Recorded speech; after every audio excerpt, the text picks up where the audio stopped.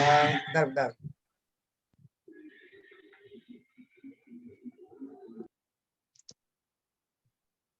Bismillahirrahmanirrahim. Assalamualaikum warahmatullahi wabarakatuh. Kami dari kelompok 2 akan menjelaskan review jurnal pengoperasian pembangkit listrik tenaga panas bumi skala pilot 3 MW Kamojang, Indonesia.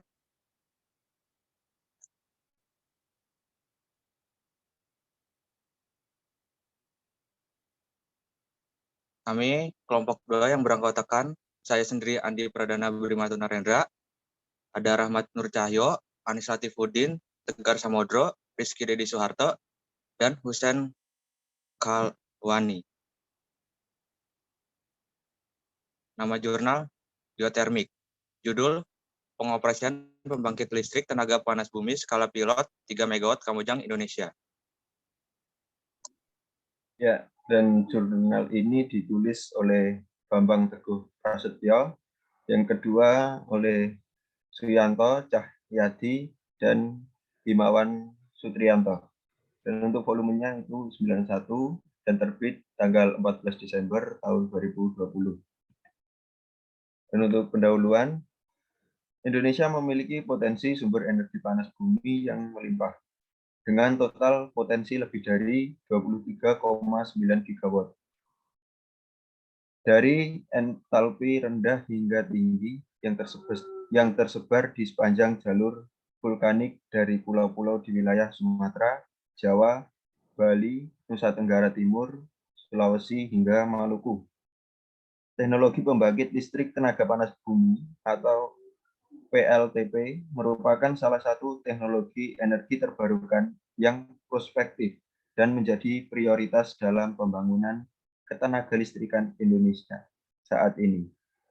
Sampai dengan triwulan 2 tahun 2020, kapasitas terpasang PLTG di Indonesia yaitu 2.130,7 MW dan seluruhnya mereka adalah teknologi impor.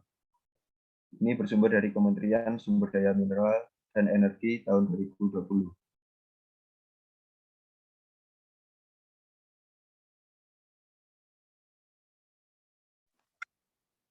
Satu, tes sinkron persiapan. Hasil pengujian sinkron 3 kali 24 jam PLTU 3 MW telah berhasil dilaksanakan. Adanya tekanan uap yang masuk ke turbin oleh saringan dan berkurangnya vakum kondensor yang menyebabkan konsumsi uap spesifik atau SSC dari pembangkit masih relatif tinggi. Semua tingkat getaran masih di bawah batas aman menurut ISO 10816-3 dalam kurung 11,0 mm per second untuk turbin dan generator, dan menurut standar pabrik 3 mm per second untuk turbin dan generator, dan 8,0 mm per second untuk gearbox. Secara umum, semua bantalan dapat tetap beroperasi di bawah batas suhu alarm. Namun efisiensi turbin generator dari pilot plant ditemukan sekitar 55%, masih jauh di bawah nilai desain 69%. Metode realistis untuk meningkatkan efisiensi turbin adalah mengurangi kehilangan tekanan di saringan dan menurunkan tekanan kondensor. Persiapan difokuskan pada saringan, kondensor, dan menara pendingin.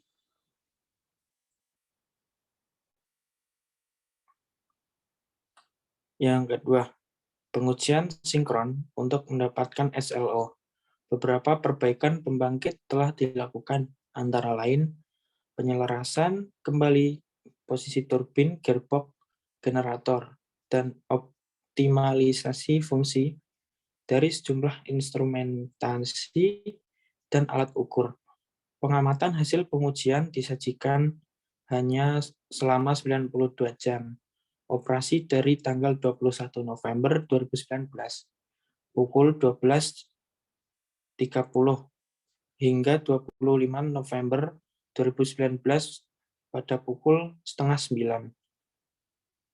Hingga akhir pengujian, pembangkit tersebut telah menghasilkan listrik sekitar 526 megawatt per 526 megawatt per jam dengan beban tertinggi 2,2 megawatt.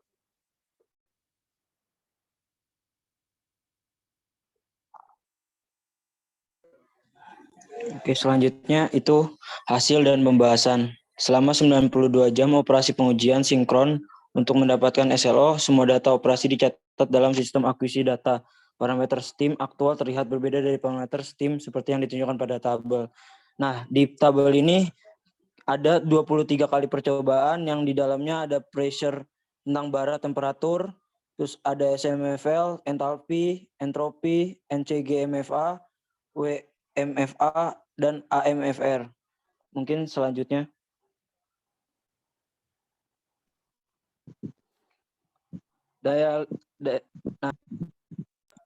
Grafik sebelumnya.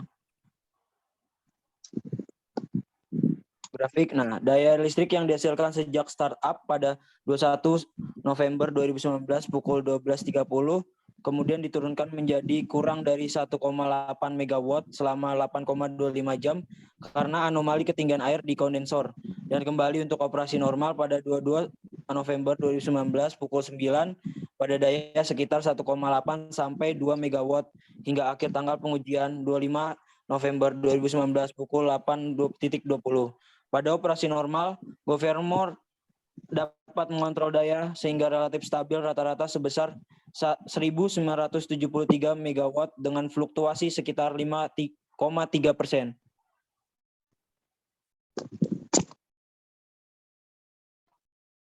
Untuk hasil dan pembahasan selanjutnya yaitu seperti pada tabel yang menunjukkan bahwa P5 aksen, P5 double aksen, dan T5 aksen selama 92 jam operasi uji sinkron. P5 aksen sejak pengujian awal telah sedikit lebih rendah dari tekanan desain P5 pada tabel 2 tersebut, sekitar 6,45 bara. P5 menurun secara linear menjadi sekitar 5,9 bara pada akhir pengujian karena tekanan uap di kepala sumur mengalami penurunan. T5 aksen sejak pengujian awal telah lebih tinggi dari suhu desain T5 pada tabel 2, sekitar 179 Celcius, dan secara linear juga turun menjadi sekitar 177 Celcius. Pada akhir pengujian, fluktuasi P5 aksen relatif kecil, sekitar 0,64%. Pada periode beban diturunkan menjadi kurang dari 1,8 megawatt. Pada saat daya listrik telah mencapai 1,8 sampai 2,2 megawatt, fluktuasi P5 aksen meningkat menjadi sekitar kurang lebih 5,7%. Sedangkan fluktuasi T5 relatif rendah, sekitar kurang lebih 0,52%. Terjadi kehilangan tekanan pada steam strainer yang ditunjukkan dengan perbedaan antara P5 aksen dan P5 double aksen. Selanjutnya.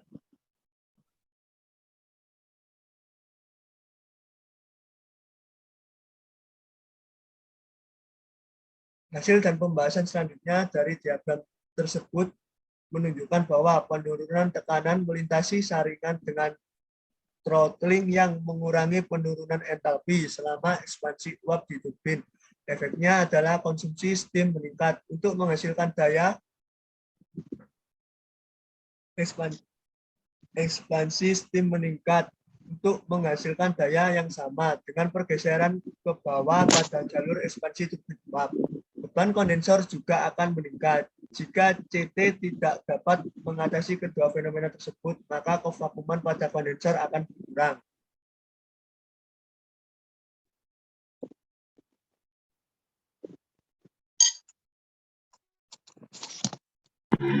Hasil dan pembahasan tekanan kondensor P8 aksen dan daya listrik selama pengujian.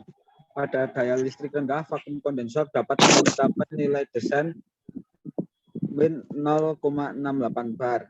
Kevakuman kondensor secara bertahap turun menjadi sekitar Win 0,68 25 bar ketika daya listrik meningkat menjadi 2 megawatt. Dari data pengujian penurunan vakum kondensor karena pendinginan kondensor.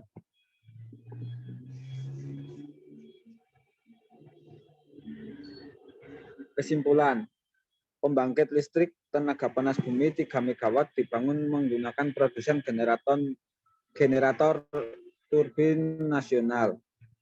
Pembangkit listrik tenaga panas bumi skala kecil cocok untuk sumber daya panas bumi yang tersebar. Generator mampu mengikuti fluktuasi permintaan listrik di 20 kV.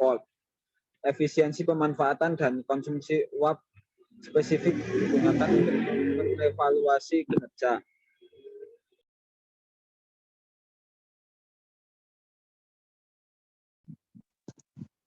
Ya, sudah kurang lebihnya mohon maaf. Segitu saja review jurnal dari kelompok 2. Wassalamualaikum warahmatullahi wabarakatuh. Waalaikumsalam. Waalaikumsalam warahmatullahi wabarakatuh.